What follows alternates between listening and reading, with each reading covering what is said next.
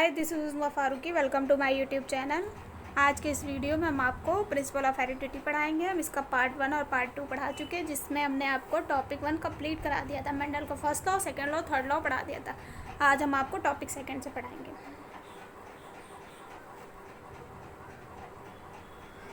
Cross आप लोग practice करते रहिए, तभी अच्छे से समझ में आएगा। देखिए अब मोनो हाइब्रिड क्रॉस क्या? मोनो मतलब एक, है ना, one pair of contrasting character लेकर जब प्लांट के बीच क्रॉस कराते हैं तो उसे मोनो हाइब्रिड क्रॉस कहते हैं।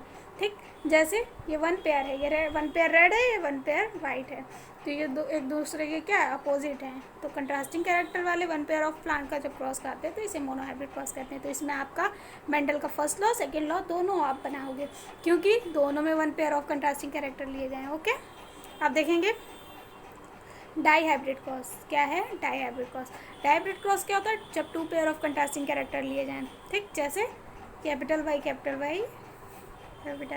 Are, small y small r. तो ये two pair of contrasting character ना, ये वन पेयर, ये टू, ये वन, ये टू, एक दूसरे के अपोजिट, ये येलो रेड, ये ग्रीन राउंड। ओके, तो इसमें आप मेंडल का थर्ड लॉ बनाओगे। अगर आपसे डाई हाइब्रिड क्रॉस पूछेगा तब भी आप मेंडल का थर्ड लॉ बनाओगे। ठीक, और डायरेक्ट पूछ लेगा लॉ ऑफ इंडिपेंडेंट असॉर्टमेंट, तब आप ये बनाओगे। ठीक, और लॉ का थर्ड लॉ का मतलब क्या? पूरा बनेगा, फर्स्ट जनरेशन, सेकंड जो F1 जनरेशन और F2 जनरेशन, मतलब सूरज 16 खाने तक। और मोनो हाइब्रिड क्रॉस में आपको Mendel first law, second law दोनों बनाना है।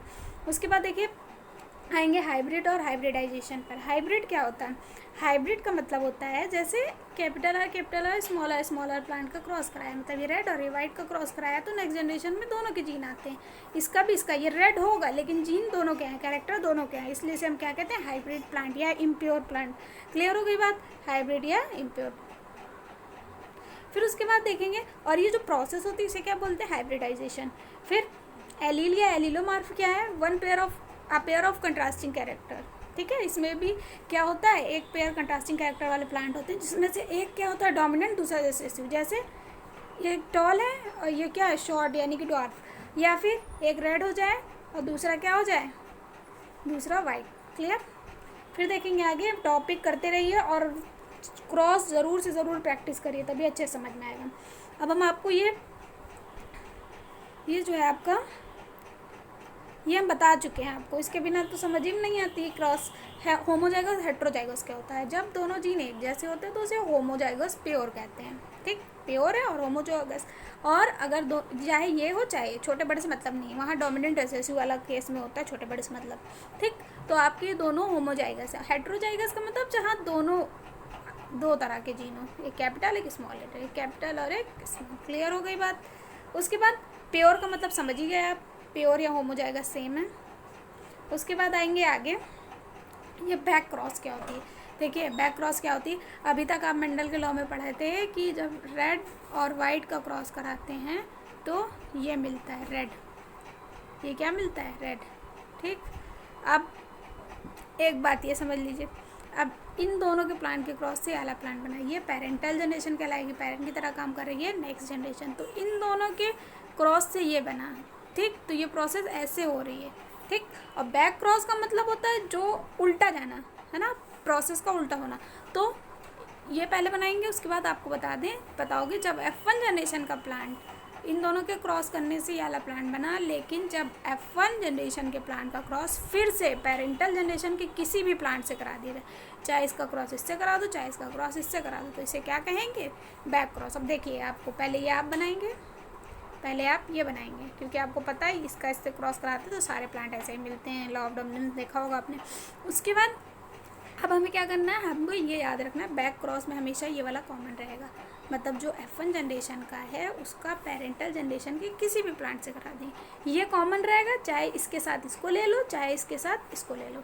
अब बात आई, ये देखिए ये है, अब इसको हम आपको बना के दिखाते हैं, ऐसे भी आप बना सकते हो। अब आपको पता है ना ये वाला कॉमन है, कैपिटल आर स्मॉल आर वाला, इसमें भी ये कॉमन हो जाएगा, कैपिटल आर स्मॉल आर। अब हम आपको बता चुके हैं दोनों में से कोई सा भी ले सकते हो, है ना।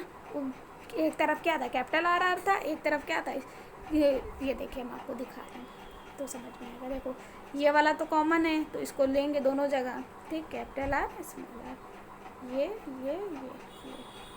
ये इसके बाद ये ये कॉमन है, हम बता चुके हैं, चाहे इसका इससे कराओ चाहे इसका इससे कराओ। तो अब यहाँ फिर लिख दिया कैपिटल स्मॉल आर। अब इसके साथ क्या ले लें एक बार, ये तो हो गए दोनों जगह, एक बार इसके साथ इसको ले लो, एक बार इसके साथ इसको, तो पहले इसके साथ ले लेते हैं।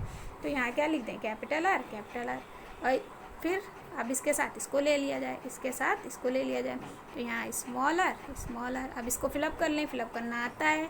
यहाँ से कैपिटल आर आ रहा है, इधर से स्मॉल आर आ रहा है, इधर से कैपिटल आर, इधर से स्मॉल आर, इधर से स्मॉल आर, इधर से भी स्मॉल आर, इधर से स्मॉल आर, इधर से स्मॉल आर। इधर भी देखिए ये capital R small r, capital R और capital R small are.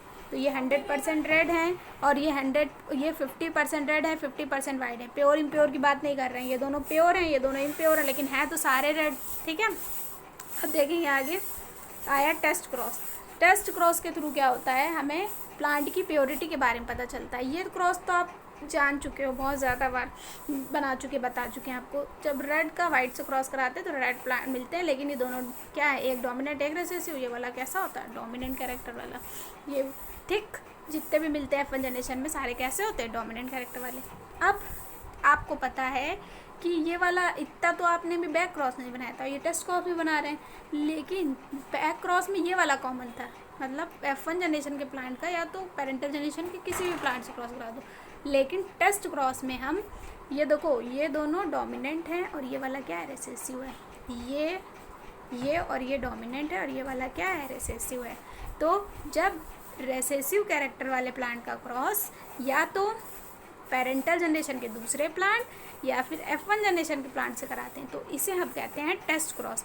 That means इसमें ये कॉमन होगा, उसमें ये कॉमन था, इसके साथ इसको और इसको क्रॉस कराया था। अब इसमें ये कॉमन है, एक बार इसके साथ इसको लेंगे और एक बार इसके साथ इसको लेंगे।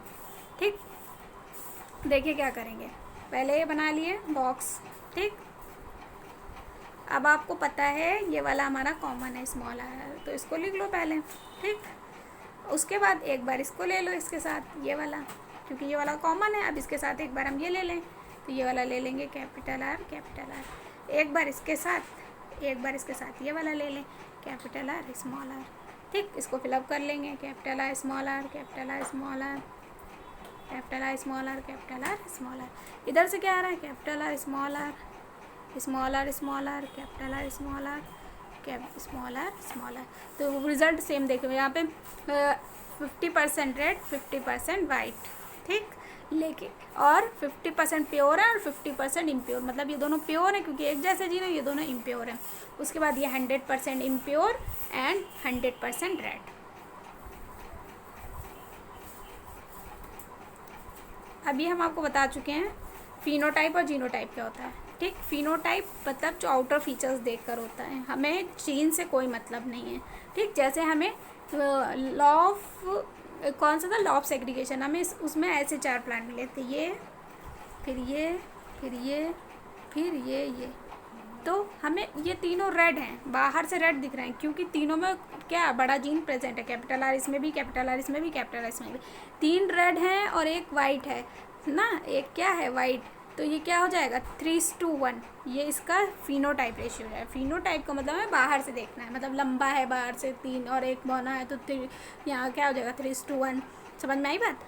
तो इसमें हम जीन्स नहीं देखते कि इसके तो जीन दोनों कैपिटल आर है, इसके तो स्मॉल आर है, वहाँ पर हम जीनोटाइप रेशियो में देखते हैं। जीनोटाइप रेशियो जब हम इसका निकालेंगे तो क्या होगा कि ऐसा जीन तो कहीं नहीं है इन तीनों में, है ना, तो हम 1 लिखेंगे। फिर ऐसे जीन 2 बार हैं, ऐसे same capital R small r 2 लिखेंगे, 1:2:2। फिर ऐसा भी 1 बार है स्मॉल आर तो 1:2:1। तो आप समझ गए होंगे जीनोटाइप और फिनोटाइप रेशियो में डिफरेंस। अब देखेंगे जीन। ठीक है, ये जीन क्या है, gene is a piece of DNA which is responsible for hereditary trait. Each gene is situated on a particular place at 1 chromosome. ये बात क्लियर हो गई होगी। DNA का भी पता है आपको काम क्या होता है, DNA का फंक्शन क्या होता है। DNA का फंक्शन होता है कि हेरिडेटरी कैरेक्टर्स को जनरेशन टू जनरेशन ले जाना। ठीक, और जीन क्या है, जीन DNA का पीस है। ठीक है, तो उनका जीन का भी काम क्या होगा, कैरेक्टर को जनरेशन टू जनरेशन ट्रांसफ़र करना। क्लियर हो गई। अब ये आपका प्रिंसिपल ऑफ हेरिडिटी कंप्लीट हो गया। नेक्स्ट वीडियो में हम आपको प्रिंसिपल ऑफ वो ह्यूमन जेनेटिक्स पढ़ाएंगे।